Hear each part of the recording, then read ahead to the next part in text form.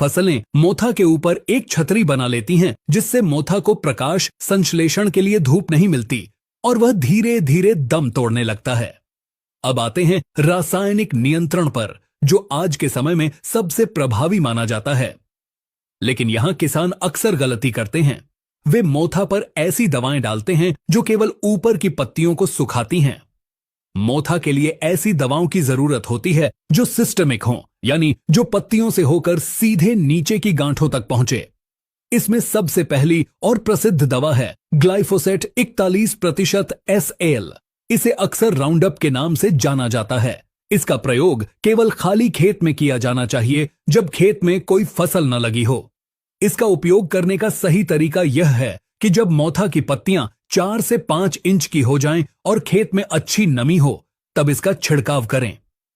1 एकड़ के लिए 1 लीटर दवा को 200 लीटर पानी में मिलाएं। दवा के साथ प्रति पंप 50 ग्राम यूरिया मिलाने से दवा का असर 2 गुना हो जाता है, क्योंकि यूरिया मोथा की पत्तियों के छिद्र खोल देता है। छिड़काव के बाद कम से कम 21 दिनों तक खेत की जुताई न करें, ताकि दवा पूरी तरह से जड़ों और गांठों तक पहुंच जाए। ग्लाइफोसेट का उपयोग बहुत ध्यान से करें, यह जहरीली होती है। इसका उपयोग करने के 21 से 25 दिन तक कोई फसल न लगाए। कोई भी दवा डालने से पहले कृषि विशेषज्ञ से सलाह जरूर लें। दूसरी ओर अधिक आधुनिक दवा है हालोसल्फ्यूरोन मिथाइल 75% WG। इसे व्यापारिक नाम सैम्प्रा के रूप में भी जाना जाता है। यह दवा मोथा के लिए किसी काल से कम नहीं है। इसकी सबसे बड़ी खूबी यह है कि यह केवल मोथा को ही चुन चुन कर मारती है। इसे गन्ने, मक्का और कुछ सब्जियों में खड़ी फसल के दौरान इस्तेमाल किया जा सकता है। यह दवा मोथा के एंजाइम सिस्टम को ब्लॉक कर देती है, जिससे गांठें अंदर ही अंदर सड़ने लगती हैं। इसे इस्तेमाल करने का सही समय वह है जब मोथा की 2 से 4 पत्तियां निकली हों। प्रति एकड़ 36 ग्राम की मात्रा पर्याप्त होती है।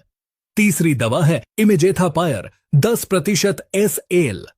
इसका उपयोग मुख्य रूप से सोयाबीन, मूंगफली और दलहनी फसलों में किया जाता है। यह मोथा के साथ साथ अन्य चौड़ी पत्ती वाले खरपतवारों को भी नियंत्रित करती है। लेकिन याद रखें, किसी भी रसायन का उपयोग करते समय सुरक्षा सबसे पहले है। स्प्रे करते समय हमेशा हाथों में दस्ताने और चेहरे पर मास्क पहनें। हवा की विपरीत दिशा में स्प्रे न करें। अब बात करते हैं कुछ विशेष फसलों में मोथा प्रबंधन की। धान के खेत में मोथा के लिए बिस्पायरिबैक सोडियम एक प्रभावी दवा है, लेकिन यह केवल शुरुआती अवस्था में काम करती है। यदि मोथा बड़ा हो गया है तो हाथ से